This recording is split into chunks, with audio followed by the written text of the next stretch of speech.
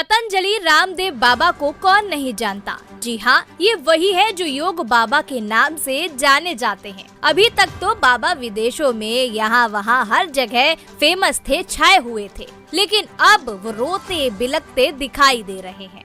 अब आप सोच रहे होंगे ऐसा क्या हुआ, तो चलिए बताते हैं। आखिर रामदेव बाबा के साथ ऐसा क्या हुआ जो सुप्रीम कोर्ट ने इनकी ऐसी की तैसी ही कर डाली। पतंजलि भ्रामक विज्ञापन केस में सुप्रीम कोर्ट ने बाबा रामदेव और सरकार को जमकर फटकार लगाई है। सुप्रीम कोर्ट ने बाबा रामदेव की माफी को स्वीकार करने से मना भी कर दिया। इसके अलावा कोर्ट सरकार के जवाब से भी संतुष्ट नहीं है। अदालत ने मामले से जुड़े अधिकारियों को भी फटकार लगाई। सुप्रीम कोर्ट ने चेतावनी देते हुए कहा कि आप अगले एक्शन के लिए तैयार हो जाइए। आपने जानबूझकर कोर्ट के मामले को हल्के में लिया है। अब आपको बता दें कि इस मामले में बाबा रामदेव की ओर से एक हल्फनामा पेश किया गया, जो कि पतंजलि की ओर से था, और दूसरा बाबा रामदेव की ओर से। सुप्रीम कोर्ट ने माफीनामा को स्वीकार करने से मना कर दिया। अब क्या बस हो गई बाबा की हालत खराब। जस्टिस कोहली ने कहा कि हम इसे स्वीकार करने से इनकार करते हैं। अब आप अगले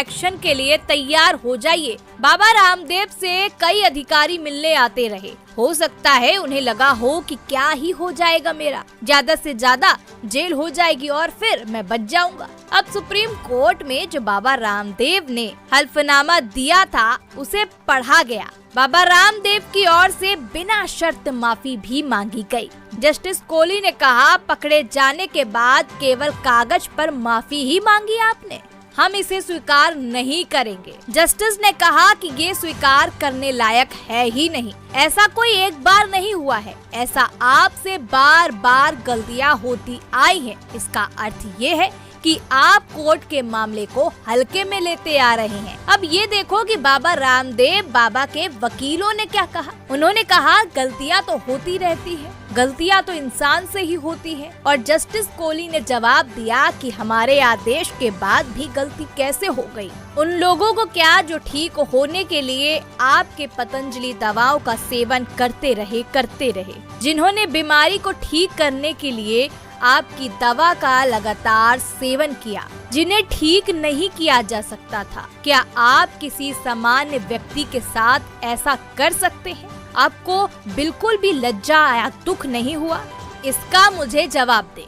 फिर क्या था, बाबा रामदेव के पास कोई भी जवाब नहीं था। अब बाबा रामदेव उच्चतम न्यायालय ने भ्रामक विज्ञापन मामले में योग गुरु रामदेव और पतंजलि आयुर्वेद लिमिटेड के प्रबंध निदेशक MD आचार्य बालकृष्ण द्वारा बिना शर्त माफी मांगने के लिए दायर किए गए हल्फनामों को स्वीकार करने से इनकार कर दिया और कहा कि उन्होंने ऐसा तब किया जब उनकी गलती पकड़ ली गई। अब आप हमें कमेंट बॉक्स में बताइए, क्या आप भी पतंजलि की कोई दवा सेवन कर रहे हैं?